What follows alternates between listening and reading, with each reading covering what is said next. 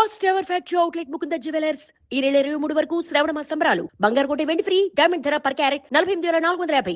తెలంగాణ ప్రభుత్వం రాష్ట్రంలోని అన్ని కుటుంబాలకు ఆర్థిక భద్రత కల్పించే లక్ష్యంతో ఇందిరమ్మ కుటుంబ జీవిత బీమా పథకంను త్వరలో ప్రారంభించనుంది.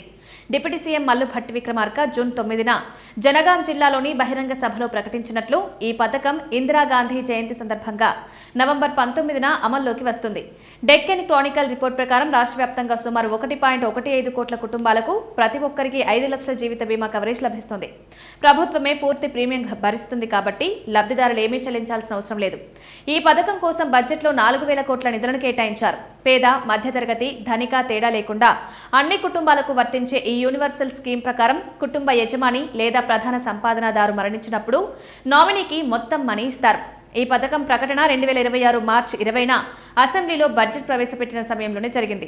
అప్పుడు జూన్ 2 నుంచి అమలు చేస్తామని చెప్పినప్పటికీ తర్వాత తేదీని నవంబర్ 19కి మార్చారు. తాజా నిర్ణయాల ప్రకారం లబ్ధిదారుల ఎంపిక కోసం ఇంటింటి సర్వే నిర్వహిస్తారు. రేషన్ కార్డున్న కుటుంబాలు ప్రధానంగా అర్హులు. కుటుంబంలో సంపాదించే వ్యక్తి అకస్మాత్తుగా చనిపోతే ఆ కుటుంబం ఆర్థికంగా నష్టపోకుండా 5 లక్షల సాయం ఉపయోగపడుతుందని ప్రభుత్వం భావిస్తోంది. ప్రభుత్వం ఇప్పటికే గైడ్ లైన్స్ రూపొందించే దిశగా అడుగులు వేస్తోంది. గతంలో రైతులకు మాత్రమే వర్తించిన రైతు బీమా పథకం గురించి ప్రస్తుతం చర్చ జరుగుతోంది. ఈ పథకం 2018 నుంచి అమల్లో ఉంది. 18 నుంచి 59 ఏళ్ల వయసున్న పట్టాదారు పాస్బుక్ ఉన్న రైతులు సహజ ప్రమాదవశాత్తు మరణిస్తే 5 లక్షలు చెల్లించారు. దాదాపు 42.16 లక్షల మంది రైతులు ఈ పథకంలో లబ్ధిదారులుగా ఉన్నారు. ఏటా సగటున 1300 నుంచి 1400 కోట్ల ప్రీమియంని రాష్ట్ర ప్రభుత్వం చెల్లించేది. ది హిందూ రిపోర్ట్ ప్రకారం 2026-27 సంవత్సరానికి ప్రీమియం చెల్లింపు గడువు ఆగస్టు 14-15తో ముగిసినా ప్రీమియం చెల్లించకపోవడంతో పథకం కొనసాగింపుపై సందేహాలు వ్యక్తమవుతున్నాయి. దీన్ని నిలిపివేశారని బీఆర్ఎస్ నేతలు ఆరోపిస్తున్నారు. ప్రభుత్వం గతంలో ప్రీమియం చెల్లించి వేల కుటుంబాలకు సాయం అందించినట్లు వ్యవసాయ శాఖ మంత్రి తుమ్మల నాగేశ్వరరావు వివరించారు.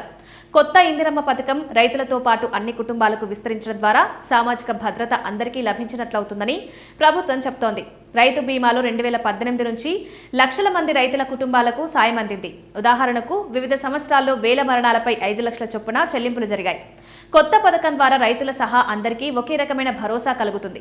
ప్రభుత్వం ఇందిరమ్మ రాజ్యం నినాదంతో సంక్షేమ కార్యక్రమాలపై దృష్టి సారిస్తోంది. ఇంటింటి సర్వే ద్వారా వివరాలు సేకరించి అర్హులైన వారిని చేర్చుకుంటారు. అయితే ఆల్రెడీ ఉన్న పథకాన్ని ఆపేసి ఇప్పుడు దానికంటే పెద్ద పథకాన్ని ప్రభుత్వం సరిగా అమలు చేయగలదా అనే సందేహాలు కూడా ఉన్నాయి. ఈ బీమా పథకం అమలు కోసం ప్రభుత్వం ఎల్ఐసి వంటి బీమా సంస్థలతో సమన్వయం చేసుకునే అవకాశం ఉంది.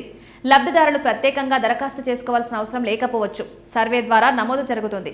డేటా సేకరణ పూర్తయిన తర్వాతే పూర్తి స్థాయి అమలు జరుగుతుంది. కొన్ని జిల్లాల్లో పైలట్ ప్రాజెక్టు కూడా పరిశీలనలో ఉందని సమాచారం. ప్రభుత్వం ఈ పథకం ద్వారా కుటుంబాలు ఆకస్మిక విపత్తుల్లో ఆర్థికంగా కూలిపోకుండా రక్షణ కల్పించాలని లక్ష్యంగా పెట్టుకుంది. మొత్తంగా ఈ పథకం తెలంగాణలో సామాజిక భద్రతను బలోపేతం చేసే ముఖ్యమైన అడుగు. నవంబర్ 19న ప్రారంభమైన తర్వాత వివరమైన మార్గదర్శకాలు వెలువడతాయి. ప్రజలు అధికారిక ప్రకటనలను అనుసరించాలి. గైడ్ లైన్స్ ప్రకారం అర్హులైన వారు లబ్ధిదారుల జాబితాలో తమ పేరు లేకపోతే వెంటనే అప్లై చేసుకోవచ్చు. ఆ ప్రక్రియ ఎలా ఉంటుందో త్వరలో ప్రభుత్వం చెప్తుంది. పథకం అమలు వివరాలు మారే అవకాశం ఉంది కాబట్టి అధికారిక ప్రకటనలను ఎప్పటికప్పుడు చూసుకోవాలి.